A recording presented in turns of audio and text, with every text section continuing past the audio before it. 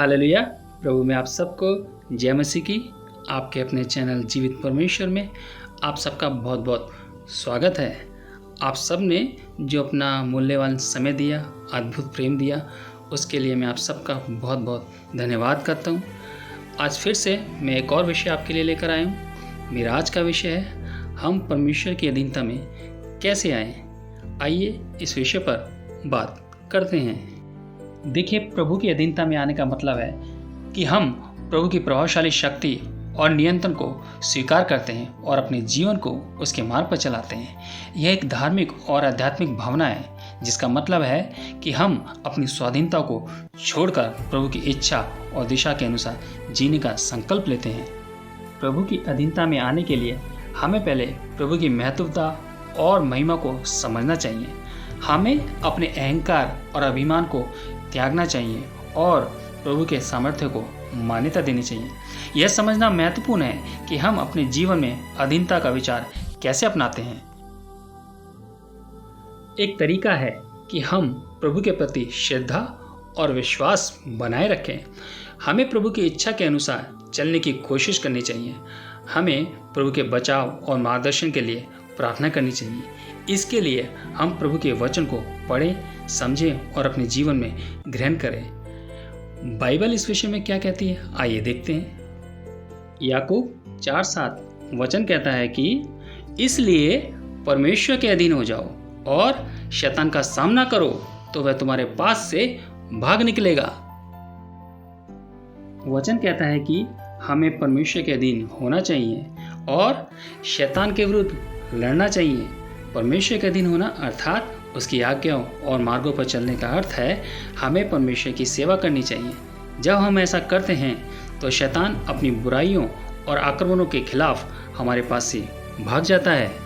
देखिए, जब कोई मुसीबत में हो, परेशानी में हो, समस्या में हो, तो हमें उसकी मदद के लिए खड़ा होना चाहिए।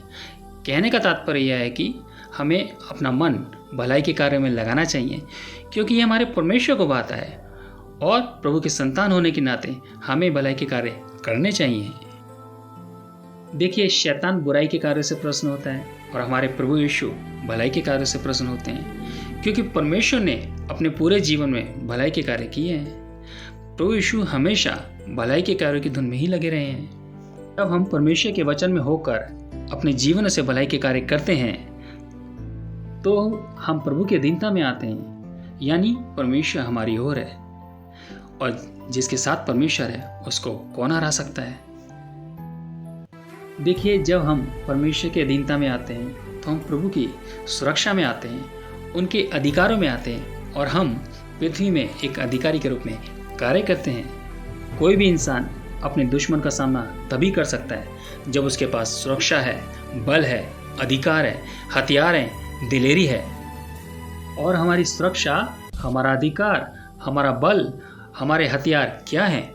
हमारे प्रभु यीशु का वचन। और जब हम प्रभु के अधिकारों में होकर प्रभु के वचन को हियाव के साथ, दिलेरी के साथ शैतान के मुंह पर मारते हैं तो वह भाग जाता है, क्योंकि वह झूठा है, झूठ का पिता है। अंत में मैं यही कहना चाहता हूँ कि हमें शैतान के साथ लड़ना होगा, अर्थात उसके धोखेबाजी और अधर्म से लड़ना होगा। परमेश्वर की मदद से हम शैतान के बुरे प्रभाव को परास्त कर सकते हैं और उससे बच सकते हैं। हमें हमेशा आध्यात्मिक युद्ध के लिए तत्पर रहना चाहिए। इसलिए परमेश्वर के अधीन हो जाओ और शैतान का सामना करो। हालेलुया। परमेश्वर आपको आशीष दे, बरकत दे। परमेश्वर हम सबसे बात कर रहे हैं। आइए अब इस विषय के लिए प्रार्थना करते हैं। हालेलुया। परमेश्वर आपका धन्यवाद करते हैं, परमेश्वर आपकी स्तुति करते हैं, आपकी महिमा करते हैं। खुदावन, हम दुआ मांगते हैं परमेश्वर कि वचन आप के बच्चों से बातचीत करें, हम सबसे बातचीत करें खुदावन। हम आपकी अधीनता में रहना सीखें खुदावन यीशु मसीह। आपके भलाई के कार्यों को हम अपने जीवन से करने पाएँ खुदावन यीशु मसीह। और शैतान का खुल्लम खुल्ला तमाशा बने हमारे जीवनों से, हम शैतान का सामना कर सकें आपके अधिकारों से खुदावन।